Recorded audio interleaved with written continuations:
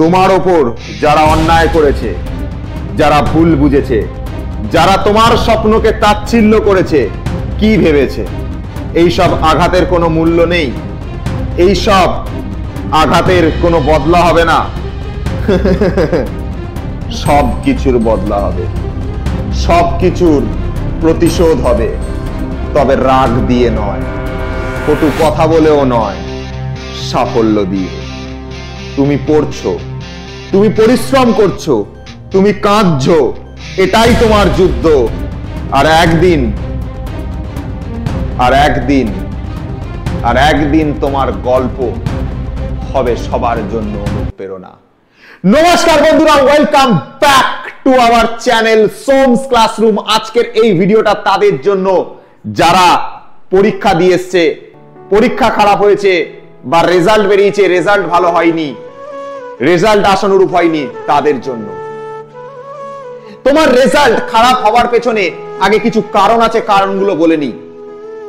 প্রথমত, এর আগেও বলেছি 4 থেকে 5টা কারণ তোমার রেজাল্ট খারাপ হওয়ার জন্য হতে পারে। নাম্বার 1, তুমি সঠিকভাবে পড়োইনি, তুমি সঠিকভাবে খাটোইনি। নাম্বার 2, তোমার বাড়ির আর্থিক অবস্থা ঠিক নয়। তোমার বাড়ির আর্থিক অবস্থা ঠিক না থাকার কারণে তোমার বাড়িতে তোমাকে ঠিকঠাক ভাবে টিচার দেওয়া হয়নি, বা তোমার যে পড়ার জন্য যে উপকরণ দরকার, ঠিকঠাক বই দরকার, নোটস দরকার বা সাপোর্ট দরকার, সেগুলো তোমাকে দেওয়া হয়নি। নাম্বার 3, তোমার বাড়ি যে জায়গাতে, সেই জায়গাটা কোনো প্রাকৃতিক দুর্যোগ কারণে হোক বা অন্যান্য কারণে হোক। আমি এটাও দেখেছি এরকম একটা কারণ হয় যে কারণে তুমি ঠিক করে পড়ে উঠতে পারোনি। আর 4 নাম্বার পয়েন্ট, মায়াজালে আবদ্ধ থাকা, যেটার জন্য আমি এখানে লিখে রেখেছি মায়াজাল। এখন প্রশ্ন হচ্ছে, স্যার এই মায়াজাল জিনিসটা কি? মায়াজাল মানে তুমি জালের মধ্যে ফেসে আছো এখন, এমন মায়াজাল। কোন জাল জানো? তোমার সব থেকে বড় মায়াজালের নাম, সব থেকে বড় শত্রুর নাম তোমার মোবাইল। সব থেকে বড় শত্রুর নাম মোবাইল। কেন? কারণ মোবাইলটাকে তুমি যতক্ষণ পড়াশোনার জন্য বা ইনফরমেশনের জন্য ইউজ করছো ততক্ষণ পর্যন্ত ঠিক আছে, কিন্তু বেশিরভাগ স্টুডেন্ট মোবাইলটাকে তার যথাযথ ইউজ করে না। বেশিরভাগ স্টুডেন্ট তার মোবাইলকে সঠিকভাবে ব্যবহার করে না, পড়াশোনার জন্য ব্যবহার করে না, অনলাইন ক্লাসের জন্য ব্যবহার করে না। তারা মোবাইলকে কি কাজে ব্যবহার করে? গেম খেলবার জন্য। তারা মোবাইলকে কি কাজে ব্যবহার করে? রিলস বানানোর জন্য, ফেসবুক করবার জন্য, হোয়াটসঅ্যাপ করবার জন্য, ইউটিউব করবার জন্য, ইনস্টাগ্রাম করবার জন্য, এগুলোর জন্য ব্যবহার করা হয়। আর একটা ব্যাপার হচ্ছে গল্প করবার জন্য চ্যাটিং, গল্প করবার জন্য চ্যাটিং, যেটা এখন এই লাইভে তোমরা করে যাচ্ছ। প্রয়োজনীয় কথা ছাড়া অনেকে অপ্রয়োজনীয় কথা বলছো। এই বেকার চ্যাটিং গুলো আবার কার সঙ্গে? যে বয়ফ্রেন্ড সে গার্লফ্রেন্ডের সঙ্গে, যে গার্লফ্রেন্ড সে বয়ফ্রেন্ডের সঙ্গে অপ্রয়োজনীয় ঘন্টার পর ঘন্টা কথা, যে কথার কোনো দরকার নেই, সময় নষ্ট করা। এই সব কারণের জন্য পড়া হয় না, মায়াজালের জন্য। তুমি নিজেকে মনকে প্রশ্ন করে দেখো, এইখানে যে আমি লিখেছি মায়াজাল, এই মায়াজালের কোনো না কোনো জালের মধ্যে তুমি জড়িয়ে আছো। কোন জালে? গেম খেলে সময় নষ্ট করেছো, নয়তো রিলস দেখে সময় নষ্ট করেছো, নয়তো ফেসবুক, নয়তো হোয়াটসঅ্যাপ, নয়তো ইউটিউব, নয়তো ইনস্টাগ্রাম, নয়তো কারোর সাথে চ্যাটিং, প্রেম ভালোবাসার সম্পর্ক, আর অনেক কিছু হতে পারে, যেখানে তোমার দিনের পর দিন, সময়ের পর সময় তুমি নষ্ট করে বসে আছো, তুমি নিজেও জানো না। এই যে সময়টা তোমার, এই যে প্রিমিয়াম টাইমটা, এটা তুমি যেভাবে নষ্ট করেছো, আপকামিং কোন জায়গাতে তুমি এই সময় নষ্ট করবে না। আজকের এই কমেন্টে সেটার প্রতিজ্ঞা করে যাবে যে তুমি যে মায়াজালে আবদ্ধ হও না কেন, পুরো জিনিসটাকে আমি মায়াজাল বলে মানি, তুমি যেটার মধ্যে আবদ্ধ হও না কেন, আজকের এখানে দাঁড়িয়ে কমেন্ট করো, আজকে থেকে এই মায়াজাল থেকে মায়াজাল ছিঁড়ে ফেলে দেবো আমি। কমেন্ট করো সবাই, মায়াজাল ছিঁড়ে ফেলে দেবো, জাল ছিঁড়ে ফেলে দেবো একদম। এইটা কমেন্ট চাই আমার।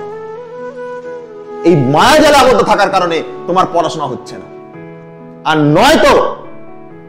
নয়তো পারিবারিক কারণ, সমস্যা, সেগুলোকে ওভারকাম করে পড়াশোনা করা যায়। অনেকে করে, অনেকে লড়াই করে, অনেকে গ্রামে থেকে দিনের পর দিন কঠোর প্রাক পরিশ্রম করে, আগুন জ্বালিয়ে দেয়, ধোঁয়া উড়িয়ে রেখে দেওয়ার ক্ষমতা তাদের মধ্যেই তৈরি হয়।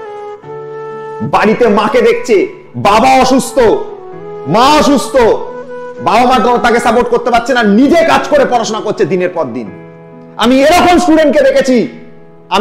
স্টুডেন্টকে দেখেছি ট্রেনে হকারি করতে করতে সে পড়াশোনা করছে। আমার নিজের চোখে দেখা একটা স্টুডেন্ট, সে একজন হকার হয়ে তার জিনিসপত্র নিয়ে সে ট্রেনের মধ্যে বসে আছে, এদিকে বই পড়ছে। এর থেকে বোঝা যায় তার শেখার যদি জেদ থাকে, আর্থিক সমস্যা, পারিবারিক সমস্যা, কোনো কিছু তার জন্য বাধা হতে পারে না যদি তার শেখার ইচ্ছা থাকে, তার লড়াই করার মানসিকতা থাকে। আর যারা ফেলিয়ার হয়ে যাচ্ছে দিনের পর দিন, এই মায়াজালের মধ্যে বন্দী হয়ে আছো। আর এই মায়াজালে বন্দী হওয়ার জন্য তুমি যেভাবে সময় নষ্ট করছো, তোমার আশেপাশের লোকদেরকে, তোমার আশেপাশের সবাইকে তুমি কথা বলার সুযোগ করে দিচ্ছ। আজকে তোমার খারাপ রেজাল্ট, আজকে তোমার হেরে যাওয়া তোমার থেকে বেশি কষ্ট দিচ্ছে তোমার মাকে, তোমার কষ্ট দিচ্ছে তোমার বাবাকে, যারা দিনের পর দিন রাতের পর রাত তোমার জন্য জেগেছে, যারা দিনের পর দিন রাতের পর রাত তোমার জন্য খেটেছে। তোমার কষ্ট দেওয়ার অধিকার তোমার অন্তত এদেরকে নেই।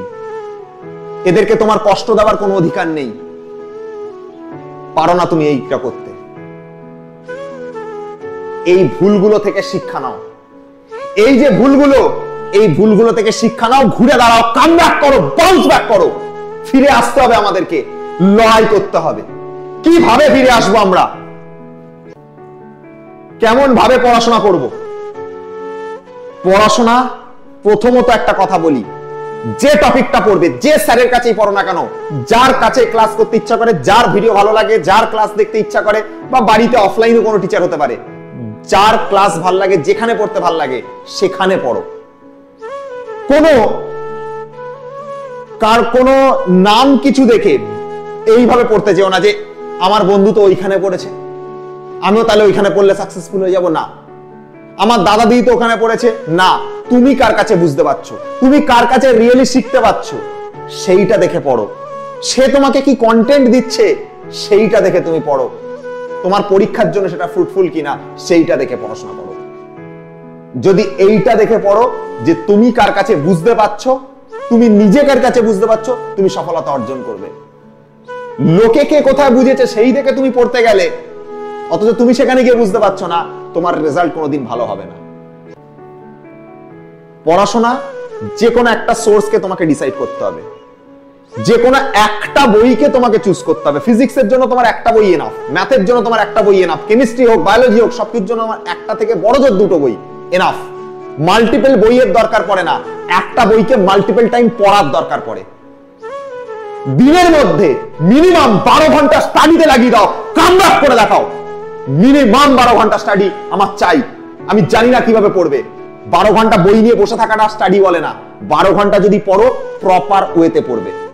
মিনিমাম 12 ঘন্টা স্টাডি করো, একটা প্রপার ওয়েতে লেবার দাও।